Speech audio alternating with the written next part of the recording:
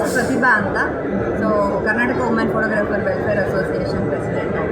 Different ಏನಿದೆ ಅನ್ನೋದಕ್ಕಿಂತ crowd different ಆಗಿದೆ. ಯಾಕೆ ಅಂತ ಹೇಳಿದ್ರೆ ಲಾಸ್ಟ್ ಇಯರ್ಗಿಂತ ಈ ವರ್ಷ ಪ್ರಮೋಷನ್ಸ್ ಆಗಲಿ ತುಂಬಾ ಚೆನ್ನಾಗಿದೆ. ಆ್ಯಂಡ್ ತುಂಬ ಟೆಕ್ನಾಲಜೀಸ್ ತುಂಬಾ ಇಂಪ್ರೂವ್ ಆಗಿದೆ, ತುಂಬ ಚೆನ್ನಾಗಿದೆ. ಆ್ಯಂಡ್ ಎಲ್ಲ ಕ್ಯಾಮ್ರಾ ಎಲ್ಲ ನೋಡ್ತಾ ಇದ್ದೆ, ಸುಮಾರು ಹೊಸ ಕ್ಯಾಮ್ರಾಗಳು ಬಂದಿದೆ. ಆ್ಯಂಡ್ AI ಅಂತ ಬಂದರೆ ನಿಮಗೆ ಗೊತ್ತಾಯಿದೆ, AI ಟೆಕ್ನಾಲಜೀಸ್ ಆಗಿರ್ಬೋದು, ಸಾಫ್ಟ್ವೇರ್ಸ್ ಆಗಿರ್ಬೋದು ತುಂಬಾ ಇದೆ. ಆದರೆ ಈವೆಂಟ್ಸ್ ಕಡೆ ಹೋದರೆ ಆ ಸೆಕ್ಷನ್ಸು ತುಂಬ ಚೆನ್ನಾಗಿದೆ.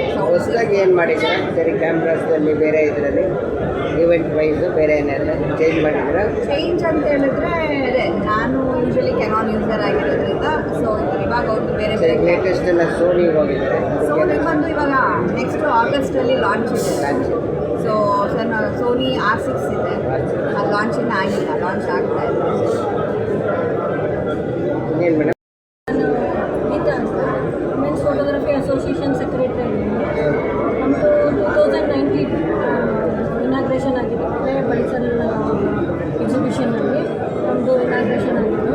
ಇಲ್ಲಿವರೆಗೂ ಥ್ರೂಔಟ್ ಒಂದು 100 ಮೆಂಬರ್ಸ್ ಆಗಿದ್ದಾರೆ.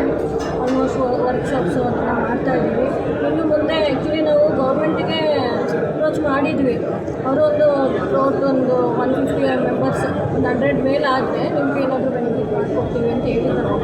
ಮುಂಚೆ ಒಂದು ಸರಿ ಇದ್ದಾಗ ಅಪ್ರೋಚ್ ಮಾಡಿದ್ವಿ. ನೆಕ್ಸ್ಟ್ ಇವಾಗ 100 ಆದಮೇಲೆ ಆ್ಯಕ್ಚುಲಿ